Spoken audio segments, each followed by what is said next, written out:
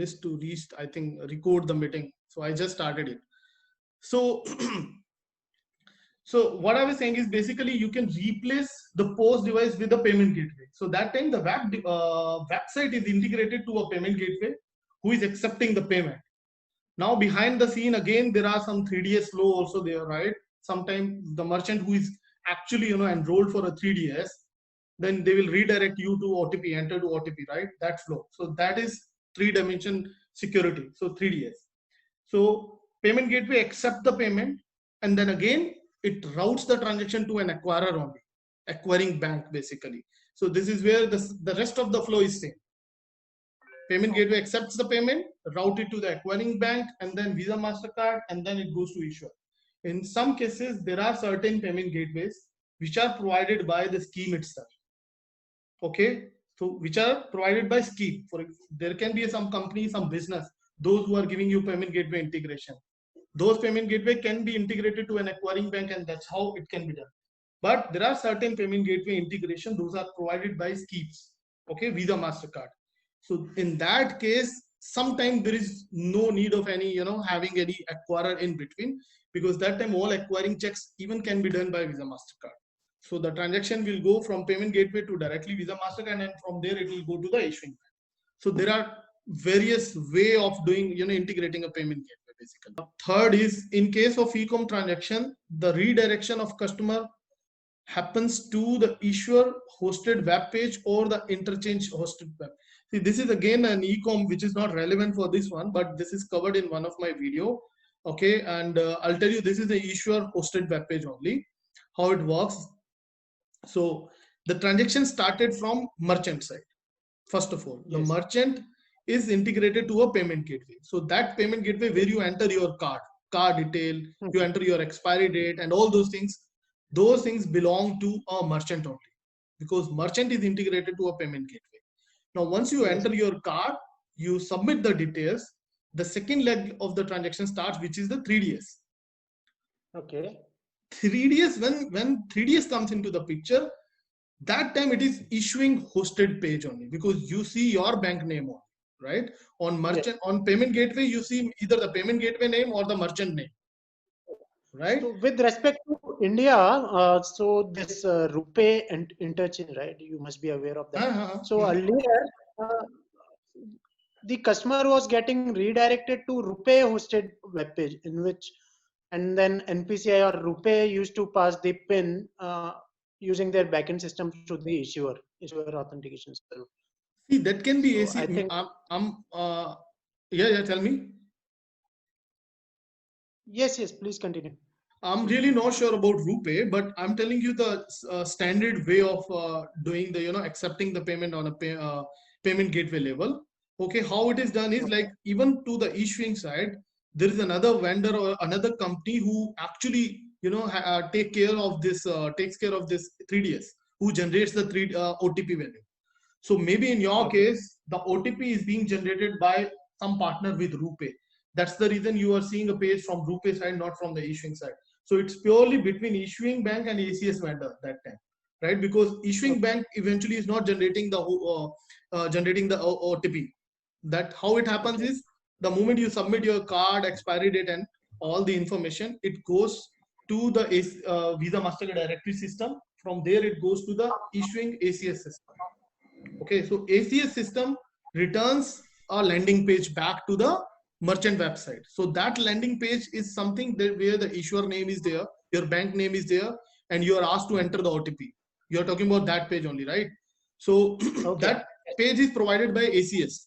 Okay, so ACS is, since it is a part of issuer, that's why no one use ACS word. ACS is access control system. I think access control server. But no one knows about, because they are completely behind the scenes. They are not at the front level, right? Because as a customer, you are dealing with issuing bank only. You don't know who is doing 3DS. For you, it's issuing bank, those who are doing it, right? So for a customer, it is really necessary to put your bank name when you're doing OTP, because you are 100% sure you're entering your OTP on the correct landing page. But yes, the scenario that you mentioned, maybe in that case, the ACS is maybe RuPay or some partner vendor with RuPay. That could be a possible scenario. So the next question is, this is not related to chapter 1, but I would like to know what advice message is. Okay. I think this also I covered in couple of the other videos. So advice message, basically, whenever you do transaction at from any channel, okay, so there are ways to for a merchant to pull the payment, or basically I can say to accept the payment. So how it is done? When you swipe your card or when you use your card on a POS device, if POS device is already connected to acquiring system, okay, then it can submit that transaction online to the acquiring bank. So customer will do the transaction, will use the card, a transaction request goes to acquirer, then it goes to scheme, from scheme it goes to issuing bank. Issuing bank will do all those validation, comes back to scheme, acquirer, finally on the POS device. So if the transaction is approved, then on a POS device and on your receipt, you will see transaction was approved or authorized, right? So this message, this particular transaction is an online message. It's an online request which goes till the issuing bank, and then finally it gets a response back. So this is an online transaction. Now let's suppose if there are some network outage, some network problem is here between POS and the acquiring system, for an acquiring switch or acquiring POS.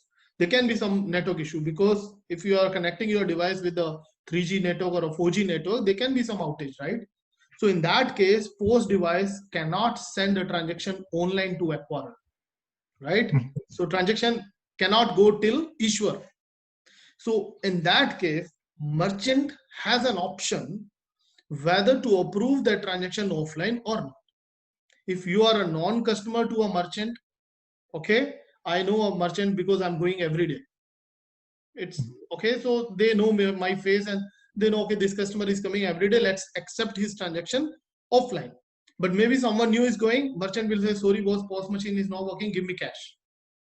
Give me cash. But it depends again, merchant to merchant, how they want to proceed in case the POS system is down, or maybe the network between POS system and acquiring system is down, or maybe acquiring system is down. So because of any reason, if somehow POS is not able to send the transaction online, in that case, a merchant has an option to accept the transaction offline. So merchant will accept the transaction offline, means transaction will be approved by the POS device itself. For example, you have done a transaction of $100, $10, transaction will, now transaction is approved, you have gone back home now. Now what will happen next is, as soon as the connection between POS and acquirer comes up, that time the transaction will be submitted as an offline advice. Okay, so the in normal scenario, online transactions are 0-100 or 0-100 type of request in terms of ISO. Okay, also just a request, right? Yeah, authorization. Also just a request. Yeah, and offline advice is generally 0-120 or 0-220. So there's just a difference between an online and an offline message. So that transaction, when we say it is an offline advice, because as a thumb rule, customer is already gone back to the home. Now that particular transaction was already approved by the POS device. So this particular transaction cannot be rejected by any of the parties. First is acquiring, they cannot reject it. Then scheme, obviously scheme don't have that rights to basically reject unless they are in STIP, okay, and the issuing system is down. So then when this request advice message reaches to issuing bank, even they cannot reject it. So all these three entities, they have to accept this transaction. They have to say, okay, approved. Because that transaction was already approved on the POS and merchant would need that money at the end of the day. So Ramesh, consider an example in which the offline advice transaction was done by a customer, in which the customer entered the wrong PIN, wrong ATM PIN or something. So in that case also the issuer bank has to approve the transaction. So see, in that case, okay, let me tell you, because now we are going in more detail. I'll tell you, in offline cases, there are an offline PIN concept also. Okay, so but consider the merchant, the POS device should support it. If a POS device is supporting an offline PIN, so the PIN is also written on the chip.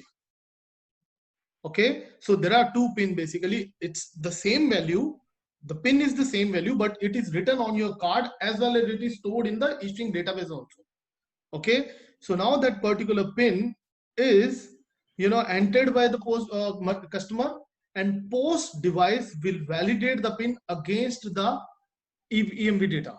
So basically one of the tag, I don't remember the tag name now, but I should be able to confirm you later if you contact me, okay, through chat. So that particular data block or the pin tag or EMV tag will have a pin value. So that value can be validated offline at the post device level. So when this transaction reaches to the, if let's suppose customer is entering wrong value, the post device itself will decline. Okay, so eventually, in a nutshell, I would say when a merchant wants to have an offline feature, the post device should also support the offline pin change, or sorry, offline pin.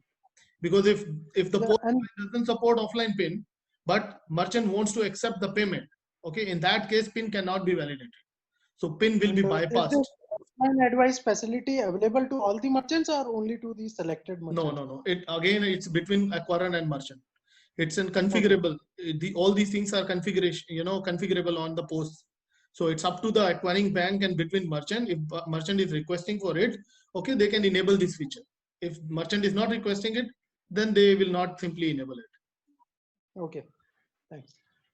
But again, so basically, so basically, the normal transaction, the online authorization is enough to authorize the transaction, right?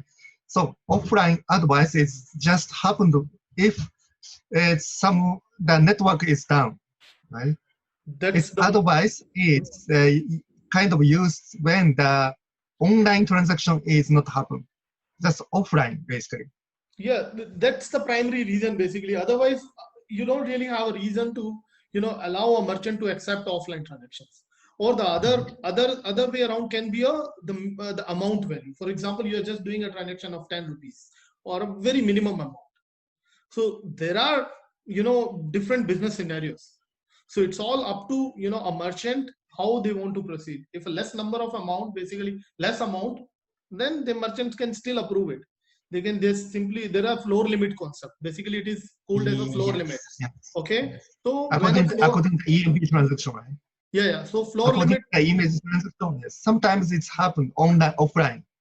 However, if for transaction should go online, the online authorization is necessary. Yeah, that's true. So that's what I'm saying. See, again, this is a type of business. If a floor limit is defined, merchant wants to accept the transaction offline, they have to enable this feature on the post device. So by reading the offline, if your amount, the transaction amount within the limit of floor limit, basically less than the floor limit, then the transaction will be approved offline. If not, it will go online. Or other way scenario, for example, this feature is not available on the post device, then in that case, once the network is down, that's only the event, basically a triggering event for a merchant to accept the payment offline. And it is all dependent on the trust between the customer and the merchant, right? Again, so the merchant has to trust the customer that the customer must have sufficient funds in his account, right? Again, that's what I'm saying. Again, offline is a very big topic, because let's suppose you don't have sufficient fund, still the transaction will be approved offline. This is where the floor limit comes into the picture. That's why, okay, merchant doesn't want to approve a transaction more than a floor limit, because in this scenario, merchant is actually on risk, because they are taking the liability here, right? They are accepting the transaction and they allow our customer to do it offline and then go home. So in that case, yes, this kind of scenario can happen. You don't have sufficient fund in your account, but still the transaction is approved. Now, when that transaction goes to issuing bank, even issuing bank cannot reject it. It's an offline transaction, boss. So all they have to do is later on they have to do some adjustment, or maybe in the next statement cycle that can be adjusted. As we know, during post transaction, Sushil has asked this question. As we know, during post transaction, the PIN is encrypted at every level using 3DES. This happens with ZPK, shared between acquirer and scheme, also between scheme and issuer. So wanted to know, is there any other parameter like initialization vector shared for each transaction, which may add solve to the encryption? If so, how it is shared? Okay. Basically, you want to understand, are there any additional steps other than this ZPK, right? Between acquirer and scheme, and then scheme and issuer. First of all, the PIN encryption starts from the POS device, right? Okay, now at a POS, there are different ways to encrypt, basically to share these keys. One is static key exchange, other is a dynamic key exchange. If you are aware of duckpit method, where a BDK key is used, okay, so duckpit is a very secure way of dynamically generate the message. So I'm really not sure about the vector, but when duckpit is considered, then along with the BDK, there was one more value. There was a value, you got KSA number, KSN number, something, some number is there which is exchanged. Basically, that's the dynamic number that gets generated every time a customer is entering the PIN. So duckpit is one way of doing the PIN encryption. Then ZPK, static ZPK, dynamic ZPK, basically, these are the keys that are used to encrypt them. So first of all, the key is encrypted, basically PIN is encrypted at a post device level. So you enter your 4-digit PIN, it gets converted into a 12-digit number, 12 or 16-digit number. That's a PIN block. So when it gets converted, behind the scene, the method which is used to encrypt, okay, or decrypt, that are something based on the key that you are using. If you are using duckpit method, then you are using a BDK key to generate a PIN block. If you are using a ZPK, or basically a static way of doing it, then you are using a ZPK to create the PIN block. So when this PIN block is further transferred to acquirer, this is where acquirer will use their own ZPK that they have exchanged with Visa MasterCard. They will again translate. Once Visa MasterCard receive it, basically that time you don't call it as ZPK, you call it as AWK, although the key type is same. Okay, key type remains same. It's an acquiring working key between acquirer and scheme. It can be a ZPK or a BDK between POS and acquirer. Then it can be, it is an IWK, issuer working key, between scheme, Visa MasterCard and issuer. So there are three level of basically encryptions happen here. First between POS and acquirer, then acquirer and scheme, and then from scheme to issuer. So every time there is a very good session, I guess, on this one. Sushil, have you seen another video? There is a video on 3rd or 4th, I guess, where I had explained the PIN encryption, how the PIN block is basically generated at a post level, then how it gets translated to the next level. So every time the PIN is basically transmitted from one channel to another channel, it has to be encrypted. So any example from vendor that are providing non-licensing model, Ramesh? Here in Pakistan, EU is doing the same. Does the vendor needs to be a PCI DSS compliant for the non-licensing vendor model? Yeah. See, I don't want to name any company, okay, providing a non-licensing model. There are many companies, okay, even in UAE, in India, there are many companies, okay. But I don't want to take a name here over the call. It's not right to take any company name, okay, in such kind of platform. So they are doing a non-licensing model, and the first requirement is their data center should be PCI DSS compliant. That's the first mandatory part. Without a PCI DSS compliant data center, they cannot even think of going ahead. So that's the prerequisite of initiating the business map. Okay, so I'm moving to the next question. I think we have a lot of questions, but we have less time now, maximum 5 more minutes. In case of bigger merchant, multiple POS machines may be present with the merchant to handle customer rush. In this case, will the settlement be initiated for each POS devices separately, or settlement? Again, a good question. I'll tell you. There is a terminology that I don't exactly remember. The big merchants like Carrefour, Big Bazaar in India, okay, or these kind of big merchants, in general, each POS device should submit a batch. That's a global rule. That's a thumb rule. Each POS device should submit the batch. The reason being, because all the transaction remains there in POS memory. Okay. It's there in the post memory. Once you submit the batch, then all the data is cleared. Once you submit the batch, the post will, they will jump, just simply, post will refresh the memory. So in a nutshell, yes. But if you know about MPOS, from a POS and MPOS, there is a difference between POS and MPOS. MPOS is mobile POS. In mobile POS, even though if a customer or a merchant is basically closing the batch at MPOS level, still between the MPOS server and the acquiring, there is only one clearing. There is only one clearing. So from a acquiring point of view, basically it's I don't really have that much of exposure from the POS side, to be very honest, but I haven't seen it in my experience. I have seen MPOS where MPOS is basically, because MPOS is given to the delivery boys. So whenever they are changing the shift, they close their business. So when they close the business, it goes to the MPOS server only. It doesn't go to acquirer that time. You get it, right? So MPOS server will keep the batch within it. And then the next guy comes in, next delivery boy comes in, he has another shift, he will complete the shift, he will also close the business. That business goes from MPOS to the server, MPOS server. At the end of day, MPOS server will submit the batch at some point of time, or maybe at a particular cutoff time, to the acquiring host. Now acquiring host will definitely have settlement, or I would say the log of transaction from each terminal, because in acquiring system you have one merchant number. That merchant number can have multiple terminals.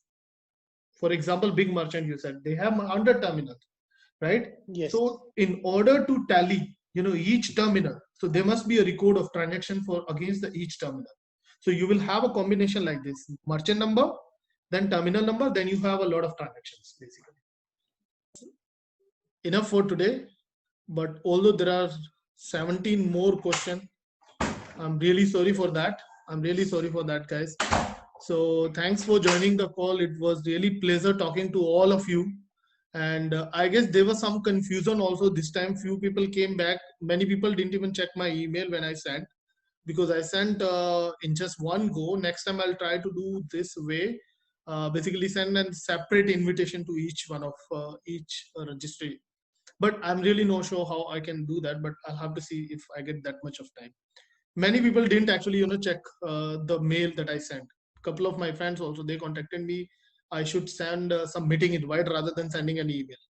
So maybe next time I'll try to do that. So thank you so much for joining the call, guys. Maybe we will try the next question and answer session for the next video, or maybe on the same video. We can try that. Can we make a WhatsApp group, Ramesh, lead by you? Then we will see, man. As of now, I haven't planned for it, okay, but maybe in future we can think of doing it. Okay, in any one of you can initiate. It doesn't really necessary like I should start it. Anyone can initiate, and then we can have. But I'm telling you, sometimes it becomes too much when you have WhatsApp. So there are a lot of questions, a lot of discussion happen all day. So really not sure. As of now, I'm not planning to start a WhatsApp session. But yes, I guess through the Zoom or maybe through YouTube we can connect. But in future, you never know. Sure. Okay. Thanks a lot, Ramesh. It was really informative for us. Maybe yeah. Even thanks to all of you, those who asked question, and some of you have already shared good information basically. So let's try to maybe catch up in the next session, and next time maybe we will try to plan it little better way, little better, little more interactive. You guys can start providing your suggestion. Another thing is like there is a feedback session on option on my website. So please provide your true feedback. Okay, whatever improvement we need, or give me just more suggestions how we can basically make it more interactive, and how we can engage more people on it. Maybe in future we can create, then maybe rather than creating a WhatsApp group, we can think of creating something better, some better platform, maybe on my website, on some other platform which is already available. So that's the way I guess